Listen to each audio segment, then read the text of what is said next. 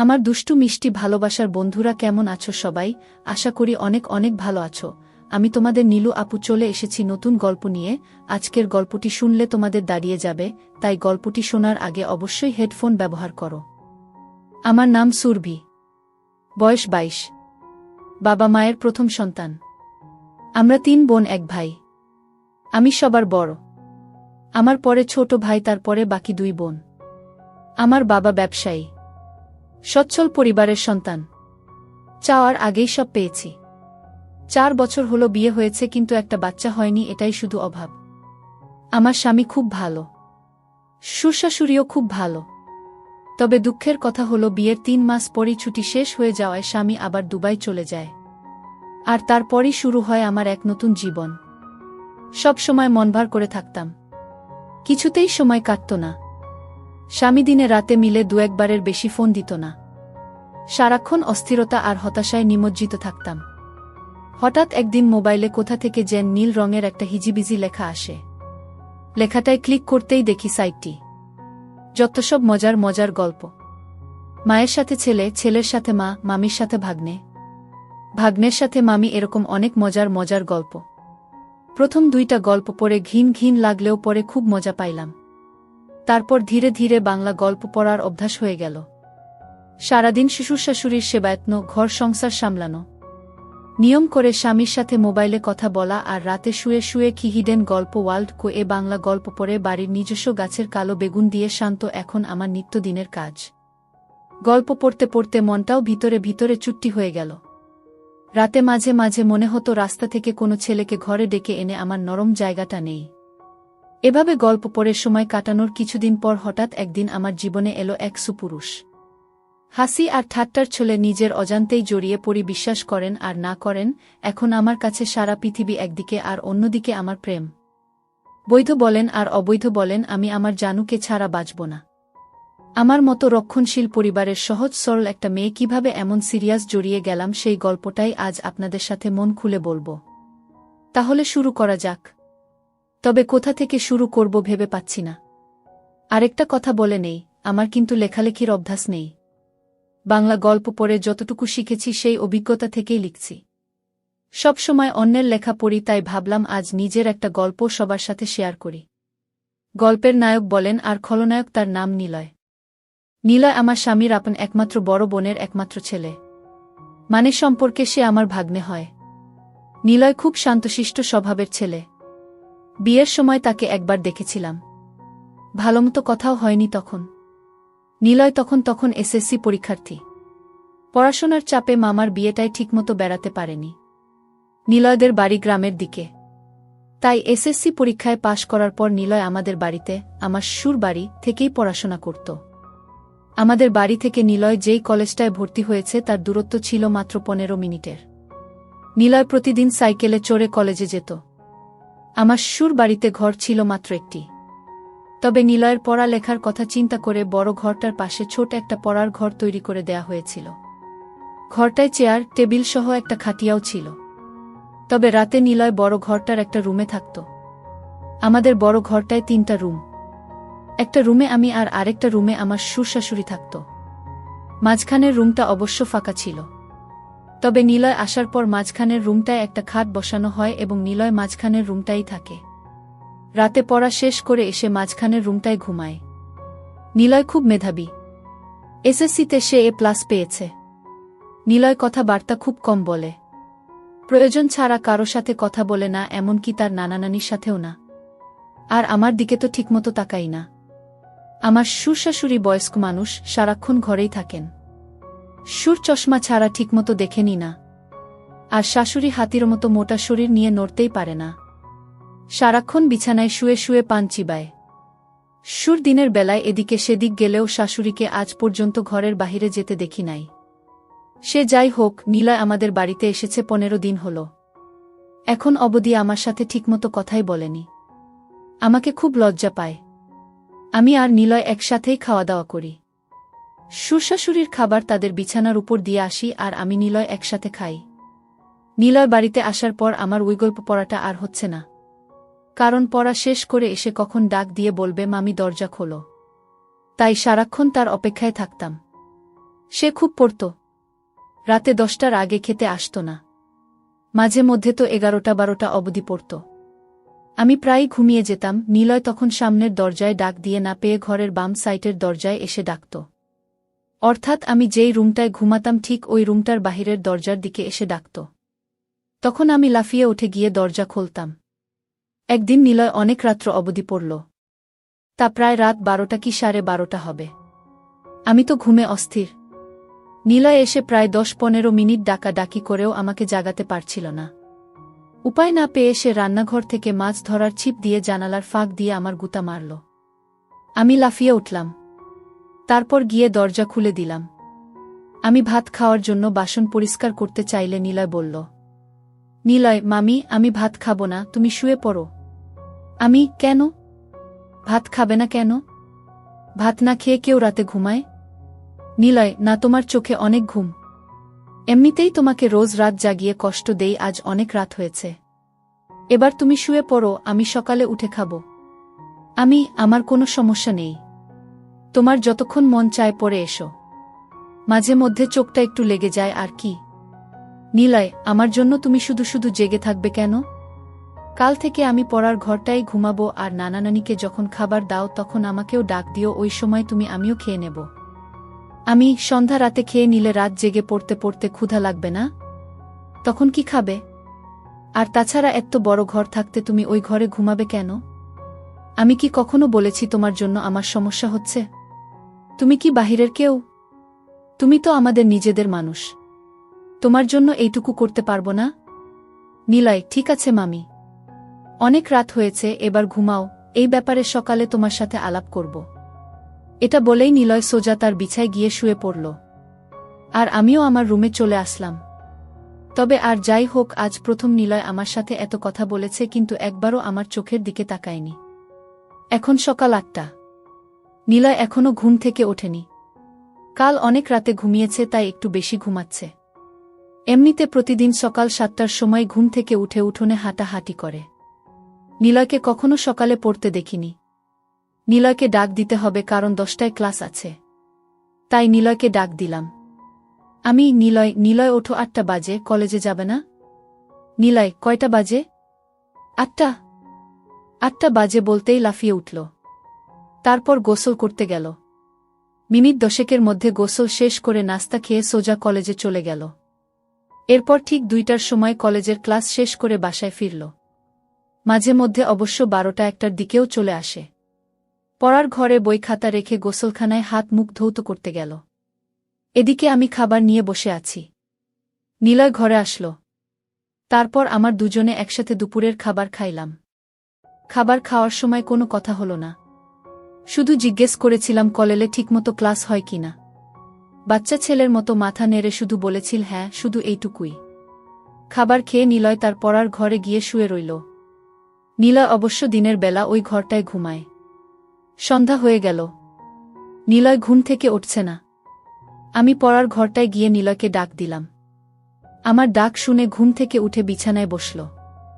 আমার দিকে তাকিয়ে বলল, নিলয়, কি হয়েছে? ডাকছ কেন? না, কিছু না। সন্ধ্যা হয়ে গেল, তুমি এখনো ঘুমাচ্ছ, পড়তে বসবে না? নিলয়, সন্ধ্যা হয়ে গেছে নাকি? দেখি কয়টা বাজে। নিলয় পড়ার টেবিলে রাখা তার হাতঘড়িটায় টাইম দেখে গোসলখানায় হাত মুখ ধৌত করার জন্য চলে গেল। আমি তার পড়ার ঘরটাই বসে রইলাম। হাত মুখ ধৌত করে নিলয় পড়ার ঘরে আসলো। আমার দিকে তাকিয়ে বলল, নিলয়, তুমি এখনো এখানে কি করো? রান্নার কাজ শেষ? সেই কখন। কেন, ক্ষুধা লাগছে নাকি? নিলয়, আরে না, কি যে বলো, এই সন্ধ্যার সময় ক্ষুধা লাগে নাকি? তবে চা হলে ভালো হতো। চা পাতা মনে হয় ঘরে নেই। কাল থেকে তোমাকে চা করে দেব, ঠিক আছে? নিলয়, ঠিক আছে। এখন যাও, আমি পড়তে বসব। আচ্ছা বাবা, তুমি মনোযোগ দিয়ে পড়ো, আমি গেলাম। আমাদের বড় ঘরটায় চলে আসলাম। ঘণ্টা 2-1 পরে শ্বশুরশাশুড়িকে রাতের খাবার দিলাম। শ্বশুরশাশুড়ি খাচ্ছে। আমি পাশেই বসে আছি। হঠাৎ শ্বশুর বলল, বৌমা, নিলয় ঠিকমতো পড়ালেখা করে তো? তুমি একটু খেয়াল রেখো। বাবা আপনি কোনো চিন্তা করবেন না, নিলয় খুব ভালো ছেলে, তাকে পড়ার জন্য বলতে হয় না। সে নিজেই নিজের পড়া শেষ করে নেয়। তা জানি, কিন্তু তারপরেও আমাদের দায়িত্ব আছে না? নিলয়কে নিয়ে আপনাদের কোনো চিন্তা করতে হবে না, আমি সারাক্ষণই তার সাথে সাথে আছি। আর বাবা কাল সকালে নিলয়ের জন্য দোকান থেকে চা পাতা নিয়ে আসবেন। নিলয় আজ সন্ধ্যার সময় চা চেয়েছিল, আমি বলছি কাল থেকে দেব। শাশুড়ি, তাদের বাড়িতে সবাই চা খাওয়ার অভ্যাস। আমিও একবার তোমাকে বলবো বলবো বলেও ভুলে গেছি। তোমার শ্বশুরের আনার দরকার নেই। বাজার সদাই যা লাগে এখন থেকে নিলয়কে দিয়েই নিয়ে আসবে। নিলয়কে সকালে আমি বলে দেব। আর বৌমা, সকালে নাস্তা করার সময় আমাকে মনে করিয়ে দিও, আমি নিলয়ের সাথে কথা বলবো। ঠিক আছে মা। আমি তাদের খাওয়া শেষ হওয়া অবধি বসে রইলাম। খাওয়া শেষে বাসনপত্র গুছিয়ে আমার রুমে গিয়ে মোবাইলে বাড়িতে মায়ের সাথে কথা বললাম। কথা বলতে বলতে রাত প্রায় 10টা হয়ে গেল। এবার দেখি নিলয় কি করছে। আমি দরজা খুলে নিলয়ের পড়ার ঘরের কাছে গেলাম। ঘরের কাছে যেতেই নিলয়ের পড়ার শব্দ পাইলাম। পড়ার শব্দ পেয়ে আমি আর ঘরে ঢুকলাম না, কারণ নিলয় রাগ করতে পারে। তাই বড় ঘরে চলে আসলাম। রাত প্রায় 11টার উপরে, কিন্তু নিলয় এখনো ঘরে আসছে না। আমি একা একা জেগে আছি। পড়ার ঘরে যে যাব সেটারও সাহস পাচ্ছি না, কারণ আমি রাতের বেলা অন্ধকারে ভয় পাই। তাই বাহিরে না গিয়ে সামনের জানালা খুলে বসে রইলাম। অপেক্ষার পর অপেক্ষা, কিন্তু নিলয় ঘরে আসছে না। পড়ার ঘরে না হয় ঘুমাবে, কিন্তু খেতে আসবে তো? আমার কিচ্ছু ভাল লাগছে না। কি করব ভেবে পাচ্ছি না। সুরকে ডাকবো নাকি ডাকবো না তাও বুঝতে পারছি না। এভাবে অপেক্ষা করতে করতে রাত প্রায় 12:30 বেজে গেল। এরপর আমি অপেক্ষা করতে করতে কখন যেন ঘুমিয়ে গেলাম। সকালে ঘুম থেকে উঠে শাশুড়িকে জিজ্ঞেস করলাম, মা নিলয় ঘরে আসে নাই? শাশুড়ি, না, কেন, কি হয়েছে বৌমা? না কিছু না মা, নিলয় কাল রাতে বড় ঘরে আসে নাই। পড়ার ঘরেই ঘুমাইছে। আমি অনেক রাত্র পর্যন্ত অপেক্ষা করে কখন যে ঘুমিয়ে পড়েছি নিজেও জানি না। শাশুড়ি, কি বলো বৌমা? নিলয় পড়ার ঘরে ঘুমাবে কেন? এই ঘরে কি তার সমস্যা হয়? কি জানি মা, আমি তো সারাক্ষণই তার খেয়াল রাখি। আমার মনে হয় নিলয় আমাকে লজ্জা পায়। আচ্ছা মা, আমাকে লজ্জা পাওয়ার কি আছে? আমি তো ওর মার মতোই, তাই না? শাশুড়ি, নিলয়কে ডাকো। সে তোমাকে লজ্জা পাবে কেন? তুমি তো তাকে অনেক খাতির যত্ন করছো, সেটা তো আমি নিজেই দেখছি। তাহলে সে এমন করবে কেন? এটা তো ঠিক না। সে এখানে লেখাপড়া করবে, যখন যা লাগবে তোমাকে বলবে, তুমি না দিলে আমাদের বলবে। আর তুমি তো আমার লক্ষ্মী বৌমা, কত সুন্দর করে সংসারের সব দায়িত্ব নিজের কাঁধে নিয়েছ। কই নিলয়, কই, ডাকো তাকে। ঠিক আছে মা, আপনি চিন্তা করবেন না। কয়দিন গেলে এমনিতেই লজ্জা চলে যাবে। দেখি নিলয় কি করছে। এখনো ঘুম থেকে কেন উঠছে না? 8টার উপরে বাজে। কলেজের সময় হয়ে যাচ্ছে না? আমি শাশুড়ির সাথে কথা বলে নিলয়ের পড়ার ঘরে গেলাম। এখনো দরজা বন্ধ। তার মানে নিলয়ের ঘুম ভাঙ্গেনি। আমি দরজায় টোকা মেরে নিলয় নিলয় বলে ডাকতে লাগলাম। নিলয়ের কোনো সাড়া শব্দ নেই। অনেকক্ষণ ধরে ডাকছি, কিন্তু তার কোনো হুঁশই নেই। ঘরটায় আবার কোন জানালাও নেই যে তাকে জানালার পাশে গিয়ে ডাকি। পুরো ঘরটায় একটাই দরজা। যাই হোক, এবার জোরে জোরে দরজায় থাপ্পড় মারতে থাকলাম। প্রায় 15-20 মিনিট ডাকা ডাকির পর নিলয় দরজা খুলল। দরজা খুলেই আবার বিছানায় গিয়ে শুয়ে পড়ল। আমি বুঝতে পারলাম না ঘুমে কাতরাচ্ছে নাকি অসুস্থ হয়ে পড়ল। আমি ঘরে ঢুকে তার মাথায় হাত দিলাম। হাত দিতেই দেখি শরীরে প্রচণ্ড জ্বর। শরীরটা যেন পুড়ে যাচ্ছে। আমি ভয় পেয়ে গেলাম। দৌড়ে বড় ঘরে এসে শাশুড়িকে বললাম। শাশুড়ি তো আবার সুন্দরবনের হাতি, চলাফেরা করতে পারে না। তাই আমাকে বলল, বৌমা, নিলয়ের শরীরটা ভিজা কাপড় দিয়ে মুছে দাও আর কপালে জলপট্টি দাও। আমি শাশুড়ির কথামতো বালতিতে পানি নিয়ে নিলয়ের শরীর থেকে কাঁথা সরিয়ে তার সারা শরীর ভিজা কাপড় দিয়ে মুছে দিলাম। তারপর কপালে জলপট্টি দিলাম। প্রায় ঘণ্টাখানি তার পাশে বসে রইলাম। এরপর আস্তে আস্তে নিলয় চোখ খুলতে লাগল। আমি তাকে ধরে উঠে বসালাম। বসানোর পর নিলয় আমাকে বলল, মামি, রাতে যখন জ্বর অনুভব করি তখন সাথে সাথে গিয়ে তোমাকে ডাক দিয়েছিলাম, কিন্তু তুমি গিয়েছিলে, তাই তোমাকে আর বেশি ডাকাডাকি করিনি। আমি বললাম, এটা কোনো কথা হলো নিলয়? তুমি অসুস্থ, একা একা এই ঘরে কেন ঘুমালে? আমার জানালায় জোরে থাপ্পড় মারতে, নয়তো বাম দিকের দরজাটায় জোরে একটা লাথিই মারতে। এভাবে একা একা কষ্ট করার কোনো মানে হয়? এভাবে 10 মিনিট কথা বলার পর নিলয় উঠে দাঁড়াল। তারপর খাট থেকে নেমে সোজা গোসলখানায় গেল। গোসলাখানা থেকে হাত মুখ ধৌত করে বড় ঘরে গেল। নিলয়কে বড় ঘরে যেতে দেখে আমিও বড় ঘরে চলে গেলাম। বড় ঘরে এসে তাকে নাস্তা দিলাম। নাস্তা করতে করতে তার শরীরের জ্বর কিছুটা কমে গেল। কলেজে যাওয়ার মতো সময় আর শরীরের কন্ডিশন কোনটাই ছিল না। তাই নিলয় আজ কলেজে গেল না, বাড়িতেই হাঁটাহাঁটি করছে।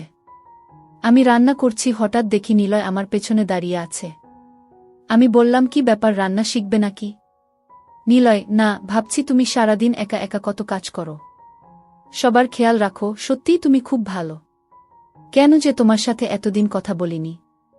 আমি আসলে তোমাকে লজ্জা পেতাম, তাই তোমার সামনে কম আসতাম, কম কথা বলতাম। তাছাড়া আমি মেয়েদের কাছ থেকে একটু দূরেই থাকি। আমি কেন? মেয়েদের কাছ থেকে দূরে কেন? মেয়েরা কি বাঘনা ভাল্লুক? নিলয়, আরে না, তুমিও দেখছি কলেজের মেয়েদের মতো কথা বলো। আমি কলেজে আবার মেয়ে বন্ধু নাই তো? নিলয়, আরে না, আমাদের ক্লাসের একটা মেয়ে আছে, অযথাই গায়ে পড়ে কথা বলে। আমি, তাই নাকি? তা মেয়েটার নাম কি? নিলয়, বিশ্বাস করো আমি ওর নামও জানি না, আর জানার ইচ্ছাও নাই। তাকে দেখলেই আমার প্রচণ্ড রাগ হয়। গায়ে পড়ে কথা বলা মেয়েদের আমি একদম পছন্দ করি না।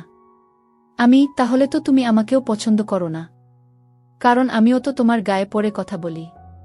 নিলয়, তুমি কি বাহিরের মানুষ নাকি?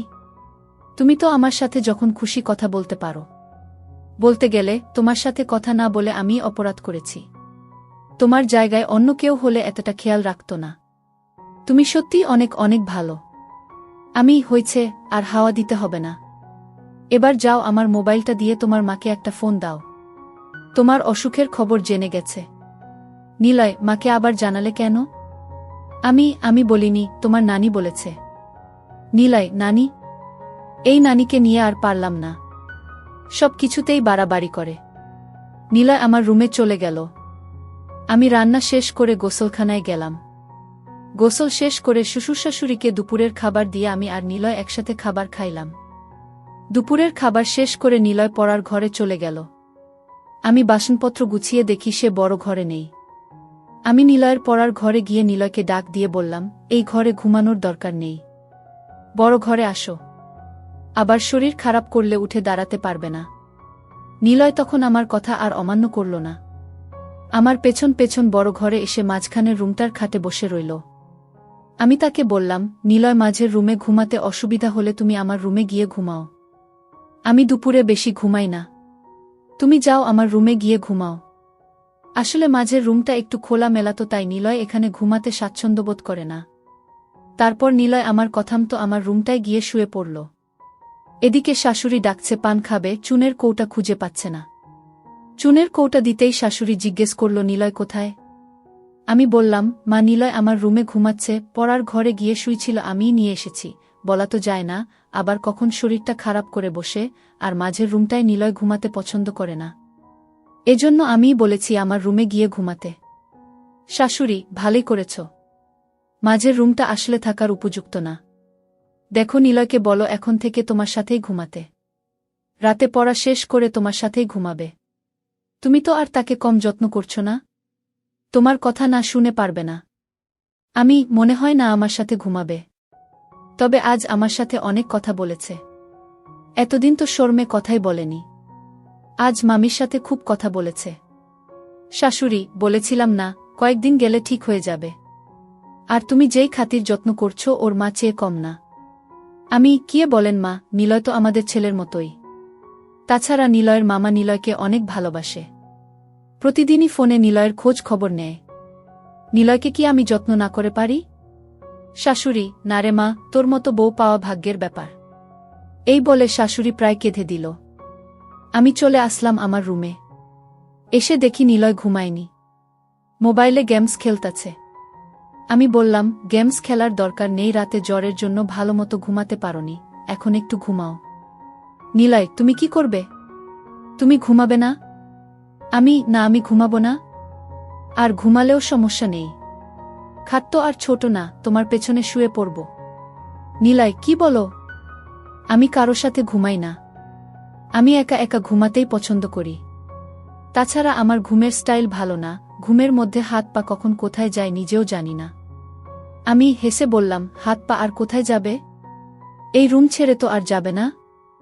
নিলয়, তুমি তো দারুণ কথা জানো। হাসতে হাসতে, তুমি খুব মজার মানুষ। তোমার মনটা অনেক ভালো। আমি এত ভালো ভালো বলা লাগবে না, এবার ঘুমানোর চেষ্টা করো। তোমার অমত থাকলে আমি মাঝের রুমে গিয়ে ঘুমাই। নিলয়, না না, সমস্যা নেই। আমার চোখে এত ঘুম নেই এখন। তুমি সারাক্ষণ কাজকর্ম করো, তোমার এখন একটু বিশ্রাম দরকার। তুমি ঘুমাও, আমি সাইলেন্স মুডে তোমার মোবাইলটায় একটু গেমস খেলি। আচ্ছা, তুমি গেমস খেলো, আমি ঘণ্টাখানি ঘুমাই। এই বলে আমি ঘুমিয়ে পড়লাম। ঘুম থেকে উঠে দেখি নিলয় নেই। ঘরের বাহিরে গিয়ে দেখি উঠানে হাঁটতাছে। সন্ধ্যাও ঘনিয়ে আসছে। এর মধ্যে আমি রান্না ঘরে গিয়ে নিলয়ের জন্য নুডলস বানালাম। নিলয় নুডলস দেখে খুব খুশি। তারপর নুডলস খেয়ে পড়ার ঘরে গিয়ে পড়তে বসল। ঘণ্টাখানি পড়ার পর আমি গিয়ে তাকে নিয়ে আসলাম। বললাম, আজ আর এত পড়ার দরকার নেই। শরীর ভাল হলে কাল থেকে আবার পড়া শুরু করবা। নিলয় আমার সাথে বড় ঘরে চলে আসলো। রাতের খাবার খেয়ে উঠার আগেই শাশুড়ি নিলয়কে ডাকল। নিলয়, নিলয়, নিলয়, আসছি নানি। কি হয়েছে? ডাকছ কেন? নিলয়ের নানি, ওই ছোট ঘরটা বানাইছি তোর পড়ার জন্য, থাকার জন্য না। মাঝের রুমটায় ঘুমাতে না পারলে তোর মামির সাথে ঘুমা। তোর মামি কি তোকে মুরব্বিদের কথা শুনতে হয়? শুধু লেখাপড়া করলে হয় না, আদব কায়দাও শিখতে হয়। নিলয়, ঠিক আছে, তুমি ঘুমাও, আমি মামির সাথেই ঘুমাব। শাশুড়ির সাথে কথা বলে নিলয় যখন মাঝের রুমের খাটে বসল, ঠিক তখনই হঠাৎ তার শরীরটা আবার আগুনের মতো গরম হতে লাগল। শরীরটা যেন পুড়ে যাচ্ছে। নিলয় মামি মামি বলে ডাকতে লাগল। আমি আমার রুমে ছিলাম। দৌড়ে গেলাম নিলয়ের কাছে। কি হয়েছে নিলয়? নিলয়, মামি দেখো, আমার শরীরটা আবার গরম হয়ে যাচ্ছে। শরীরটা যেন কাঁপছে। ঠিক আছে বাবা, তুমি বসো, আমি তোমার শরীরটা ভিজা কাপড়ে মুছে দিচ্ছি। আমি শাশুড়িকে বললাম, মা, নিলয়ের আবার খুব জ্বর এসেছে। শরীরে আগুন ধরার অবস্থা। কি করব? শরীরটা মুছে দাও, আর দেখো তোমার শ্বশুরের ওষুধের কৌটায় প্যারাসিটামল ট্যাবলেট আছে, একটা খাইয়ে দিয়ে তোমার সাথে নিয়ে শুয়ে দাও। রাতে জ্বর না কমলে সকালে ডাক্তারের কাছে নিয়ে যাইও। আমি শাশুড়ির কথামতো তাই করলাম। আমার রুমে নিয়ে খাটে শোয়াইয়া তার সারা শরীর ভিজা কাপড় দিয়ে মুছে দিলাম। নিলয় জ্বরে খুব কাঁপছে দেখে আলমারি থেকে একটা কম্বল নামিয়ে দিলাম। আমি আর নিলয় পাশাপাশি শুয়ে রইলাম। আমি নিলয়ের মাথায় হাত বুলাতে লাগলাম। জ্বরে নিলয়ের শরীর ভূমিকম্পের মতো কাঁপছে। তার কাঁপুনি দেখে আমি তাকে ধরলাম। তারপরও যেন কাঁপুনি থামছে না। অনেকক্ষণ পর কাঁপুনিটা একটু কমেছে, এবার তার চোখে একটু ঘুমও দেখা যাচ্ছে। এদিকে আমার চোখেও ঘুম এসে গেছে। আমি নিলয়ের মাথায় হাত বুলাতে বুলাতে কখন জানি ঘুমিয়ে গেলাম। গভীর রাতে নিলয়ের জ্বর আবার বেড়ে যায়, কিন্তু আমি টের পাইনি। জ্বরের কাঁপুনিতে নিলয় আমাকে ধরে। নিলয় যখন আমাকে ধরেছিল, সম্ভবত আমার পরনের কাপড় এলোমেলো ছিল। উপর কাপড় ছিল না। নিলয় ছিল নয়া যুবক একটা ছেলে। তার ইচ্ছার বিরুদ্ধেই তার শক্ত হয়ে যায়। ধীরে ধীরে চাহিদা বেড়ে যায়। নিজেকে সামলাতে না পেরে অবশেষে সে আমার থাকে। আমি প্রথম প্রথম কোনো কিছু টের পাইনি। নিলয় যখন আমার উপর চড়ে বসল তখন আমি টের পাইলাম। কিন্তু নিলয়ের চাহিদা বুঝতে পেরে আমি আর কিচ্ছু বললাম না। জেগেও ঘুমানোর ভান করলাম। তবে একটা কথা সত্য, এতদিন আমি যাই করেছি বলেছি না কেন, আমি নিলয়কে কখনো খারাপ চোখে দেখিনি। নিলয় আসার পর আমার রুটিনই চেঞ্জ হয়ে গিয়েছিল। আমি গল্প পড়াও বন্ধ করে দিয়েছিলাম। জানি না কেন, তবে নিলয়কে নিয়ে আমার কোনো ওই মানসিকতা ছিল না। তার প্রতি আমার যতটুকু দায়িত্ব কর্তব্য ছিল আমি তার সবটুকুই পালন করার চেষ্টা করেছি। প্রত্যেকটা মেয়েরই চাহিদা থাকে, তাই বলে সব জায়গায় সবার সাথে সব কিছু করে না, ভাবেও না। যাই হোক, আমি ঘুমের ভান করে রইলাম। এদিকে নিলয়ের চাহিদা বেড়েই চলছে। খোলার চেষ্টা করছে, কিন্তু বয়স কম। আগে কখনো এসব করেনি, তাই খুলতে পারছে না। খুলতে না পেরে উপর দিয়েই আমার দুটো শুরু করল।